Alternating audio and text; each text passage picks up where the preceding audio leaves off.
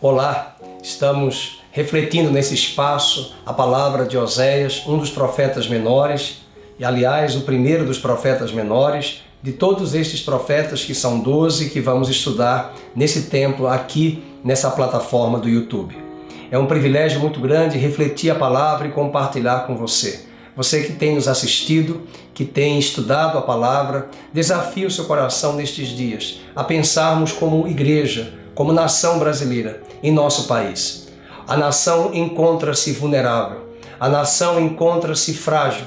Não posso esquecer, ainda jovem, adolescente, em 1985, quando o presidente eleito por voto indireto na Câmara dos Deputados, o presidente Tancredo Neves, no dia 14 de março de 1985, a nação foi pega de surpresa quando, acometido de uma enfermidade, dirigiu-se ao hospital de base em Brasília e veio a óbito no dia 21 de abril do mesmo ano, 1985. Naquele período, mesmo ainda adolescente, pude sentir em meu coração a fragilidade do país. A nação ficou frágil, vulnerável, e os próximos anos, assumidos pelo presidente José Sarney, foram anos de altíssima inflação. Foram anos difíceis com vários planos econômicos. De lá para cá, nesse período chamado de redemocratização, em detrimento do período militar de 1964 até 1985. Alguns lembram-se desse momento tão histórico em nossa nação. O movimento das diretas já, clamando através da emenda Dante de Oliveira, pelo voto direto para o cargo de presidente da República e de governadores. Por causa de pouquíssimos votos, perdemos a oportunidade de termos voto direto para toda a população. Esse voto direto veio até nós através da Constituinte de 1988, quando a nossa Constituição atual havia sido estabelecida. E em 1989, tivemos a oportunidade de irmos às urnas e pela primeira vez, após o regime militar, tivemos voto direto para todos os cargos públicos do Executivo. Presidente da República, governadores, senadores, deputados federais, deputados estaduais. Vários candidatos pleitearam o cargo maior, o cargo de presidente da República. De lá para cá, quantos presidentes eleitos pelo voto direto têm chegado ao Palácio do Planalto? Elegemos Fernando Collor em 1989, elegemos Fernando Henrique Cardoso em 1994, mais um outro mandato em 98. Tivemos um primeiro presidente que veio do povo, sem graduação, sem um diploma, eleito por voto democrático, escolhido pela nação, com 2 mandatos de 2002 e 2006. Mas para além disso, temos visto agora, depois, esse mesmo partido, como também partidos anteriores, levando a nação a um quadro de corrupção, a desvios de recursos, não esquecendo também das grandes conquistas que em ambos os governos nós tivemos. Mas hoje a nação se encontra vulnerável, em detrimento de toda essa polarização partidária, ideológica, deixando a nação dividida em todos os grupos sociais. E esta situação de vulnerabilidade convida você e a minha pessoa, como igreja, para orarmos, para intercedermos e fazermos em nossas reuniões coletivas nas igrejas locais um clamor ao Senhor, pedindo que as palavras de 2 Crônicas 7,14 sejam palavras reais em nosso Brasil. Se o meu povo, que se chama pelo meu nome, se humilhar e orar e se arrepender dos seus maus caminhos, eu ouvirei dos céus, perdoarei os seus pecados e sararei a vossa terra, a nossa terra. Há uma promessa de que Deus sarará a nossa nação. E é esta promessa que é garantia da parte de Deus de que Ele é poderoso para honrar-nos, se nos voltarmos para Ele como povo de Deus. Nossa esperança não está em partidos. Nossa esperança não está em ideologias de homens. Nossa esperança não está em homens, em candidatos, ainda que estes sejam cristãos. Nossa esperança está no Senhor. O salmista disse: bem-aventurada é a nação, no Salmo 33, verso 12, cujo Deus é o Senhor. De fato, Deus não é o Senhor desta nação. Temos muitos deuses, temos muitos ídolos, muitos senhores com S minúsculo, mas apenas só um é Senhor e deveria ser o Senhor desta nação. As vaidades do nosso coração têm procurado colocar no lugar de Deus deuses de vários tamanhos, deuses que muitas vezes não são medidos e tangíveis aos nossos olhos, deuses abstratos que ocupam o lugar do nosso coração, da nossa alma, da nossa mente. E é esse desafio que temos para que Deus venha arrancar de muitos desses candidatos que estão aí o espírito de soberba, o espírito de cinismo, de mentira, de manipulação e de vaidade. Quero chamar a atenção às palavras de Oséias no capítulo número 7 que eu lerei para você. Acompanhe a leitura do profeta. Quando me disponho a mudar a sorte do meu povo e a sarar a Israel, se descobre a iniquidade de Efraim, como também a maldade de Samaria. Porque praticam a falsidade, por dentro há ladrões e por fora rouba a horda de salteadores. Quantos desses candidatos espalhados por esta nação estão envolvidos na Operação Lava Jato? Estão denunciados pelo Ministério Público? Quantos já estão presos, condenados? E o que mais me assusta e me impressiona é o cinismo e a malandragem de irem no horário político eleitoral, no horário do rádio e na TV, trazerem propostas, falarem de ética, falarem de verdades que muitas vezes eles não praticam e não têm colocado em seus corações. E mesmo que tenham errado, eu acredito que há lugar para o arrependimento e o perdão. Mas o profeta também diz no verso 2, não dizem no seu coração que eu me lembro de toda a sua maldade. Agora, pois, os seus próprios feitos os cercam e acham-se diante da minha face. Verso 3 diz, com a sua malícia alegram ao rei e com as suas mentiras aos príncipes. Nós estamos vivendo uma época que os filósofos dizem a época da pós-verdade, onde a verdade já foi fragmentada e não existe mais verdade. É a pós-verdade porque ela foi desconstruída e ela se torna subjetiva e multifacetada no pensamento de cada um. E é esse pensamento multifacetado, é essa visão distorcida das meias-verdades que são ensinadas em muitos desses horários eleitorais e das propostas e plataformas desses candidatos. E aliado ainda ao poder da mídia, esses candidatos aliados à mídia têm corroborado para um espírito de manipulação, de mentira, de engano, de cinismo e de falsidade. Pesquisas que muitas vezes são manipuladas através de órgãos midiáticos que trazem como uma forma de persuadir aos eleitores indecisos em quais candidatos eles devem votar, uma vez que o candidato X, Y ou Z não estão bem cotados em suas próprias intenções de pesquisas, contratadas muitas vezes por grandes órgãos midiáticos que governam e controlam como famílias oligárquicas os lares da nossa nação. Que Deus tenha misericórdia desse espírito manipulador, desse espírito de mentira, de cinismo, de engano que cerca a nossa nação. Que Deus traga o antídoto, e o antídoto se chama a verdade, o esclarecimento, o discernimento, o entendimento histórico, político, econômico, verdadeiro do nosso país, do cenário que a nação se encontra, a fim de que não sejamos manipulados por essa corja e esse grupo que detém da mídia sobre a sociedade brasileira. Ainda no verso 4 diz, todos eles são adúlteros, semelhantes ao forno aceso pelo padeiro que somente cessa de atiçar o fogo desde que solvou a massa, até que seja levedada.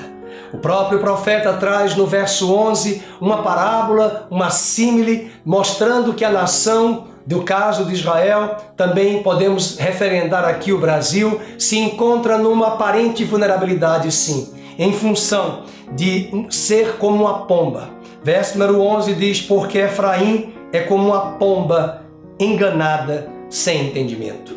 O próprio Cristo falou-nos que nós devemos ser simples como as pombas, mas prudentes como a serpente. A pomba tem algo de ingenuidade, de simplicidade, de pureza em seus olhos, mas é muito ingênua e pode ser tragada, destruída por um predador em função de sua ingenuidade.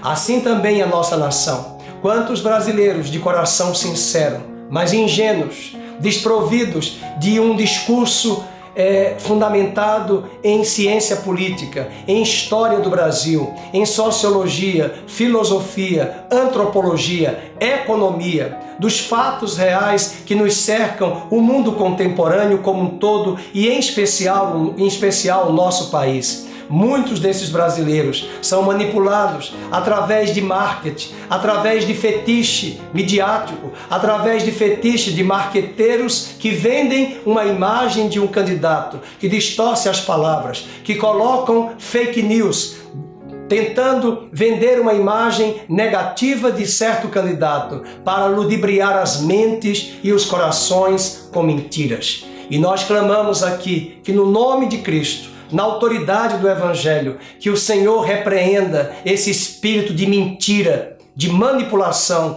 e de malandragem em nossa sociedade. Mas para além disso, ele diz no verso de número 14, não clamam a mim de coração.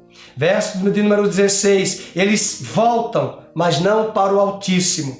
Fizeram-se como um arco enganoso. Caem a espada os seus príncipes, por causa da insolência da sua língua. E este será o escárnio na terra do Egito.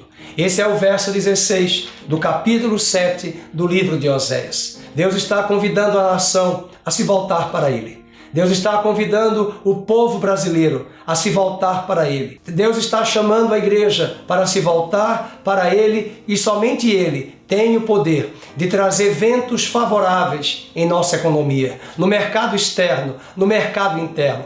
Nós não precisamos de um grande homem no poder. Esta nação já teve presidentes da República extremamente gabaritados, poliglotas, cultos, bem graduados, bem conceituados no campo internacional. Já tivemos presidentes que vieram do povo, sem muita escolaridade, sem muito diploma. Em ambos os presidentes podemos encontrar, sim, plataformas interessantes, conquistas maravilhosas para a nação. Mas os fins não justificam os meios. E é em função disso que eu quero pedir e rogar a Deus que o Senhor traga discernimento à nação brasileira. Deus não nos quer dar, muitas vezes, um presidente aos olhos da mídia, aos olhos do mercado financeiro, de uma aparência externa, com um estereótipo que traga um certo prazer. Até mesmo no nosso país, muitos votaram em certos candidatos em pleitos eleitorais anteriores pela beleza,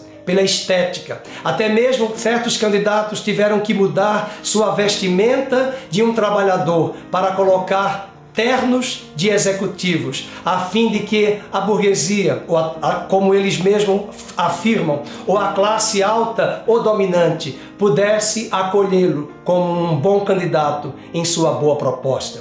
Nós não precisamos desses artifícios. Nós não entendemos que nós vamos vencer esta nação com luta de classes, numa proposta marxista de materialismo histórico dialético. Nós não temos esta visão. A nossa visão é que se o homem e uma mulher se voltar para o Senhor, se arrepender dos seus maus caminhos, e em especial a igreja brasileira precisa se arrepender desse encantamento com o poder político, dessa aliança corrupta com as intenções e motivações erradas, quando nos articulamos com a classe política e com o Estado com outras intenções. Na perspectiva bíblica, o cristianismo pode influenciar o Estado através do testemunho de vida.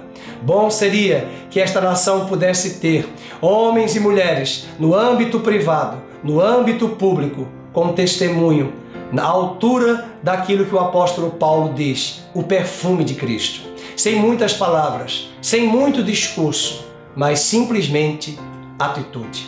É esse desafio que Deus traz para nós como igreja. Atitude de um cristão. Orar, interceder, clamar, mas também a atitude de denunciar o pecado, de pedir e dizer à nação brasileira: não é tempo de extremismos, não é tempo de ficarmos polarizados, é tempo de abrirmos mão de nossos interesses pessoais, partidários, ideológicos e pensarmos no melhor para o nosso país, em um projeto de nação não para 4 anos, não para 8 anos, não para 12 anos, mas para os próximos 50 anos. É possível entender sim que uma nação como a nossa pode mudar investindo em educação básica, de base, uma educação de qualidade básica e não tão somente investir muito mais em educação superior. É preciso que esta nação tenha de fato cidadania, e cidadania não é apenas para votar e comparecer ao TSE e tirar o seu título eleitoral ainda jovem. Cidadania é ter direito como cidadão a uma boa saúde pública, a uma boa escola pública de qualidade, com professores bem preparados, preparando uma nação com conteúdos curriculares, com saberes, gerando competências, gerando habilidades, gerando expertises neste povo brasileiro, para que quando chegarmos a um pleito eleitoral, possamos ter discernimento, senso crítico e elegermos homens e mulheres que amem a nação e que pensem em deixar um projeto de nação que pode ser algo contínuo pelos próximos candidatos que assumirão a presidência, o Palácio do Governo Estadual para os próximos 50 e, por que não dizer, 100 anos. Quando olhamos para a Coreia do Sul, uma nação destruída, dizimada no pós-guerra, pôde se recuperar. Olhando para a indústria automobilística da própria Coreia do Sul, que vende seus carros por todo o planeta. Isso é fruto e resultado de muito investimento em educação. Quantos desses coreanos do Sul têm trazido notas de excelência em várias áreas dos saberes educacionais? Mas isso é resultado de um projeto educacional, não de um partido, mas de uma nação que entende que podemos transformar a nossa própria sociedade através de políticas públicas mediadas por homens públicos que amam a nossa pátria brasileira. Que Deus abençoe a nossa nação. Que Deus abençoe esse próximo pleito eleitoral no dia 7 de outubro. Que Deus traga discernimento à sociedade brasileira. Que Deus repreenda esse espírito de mentira, de cinismo, de engano e de manipulação midiática partidária no horário eleitoral. E que as máscaras caiam por terra, que o engano caia por terra e a verdade venha trazendo discernimento, esclarecimento e luz para a nossa nação. Que Deus salve o nosso país do caos, da baderna. Salve a nossa nação dessas ambiguidades e polarizações e traga a sua palavra de justiça e de reino sobre este país. Deus abençoe sua casa. Deus abençoe o nosso próximo pleito eleitoral. Até lá.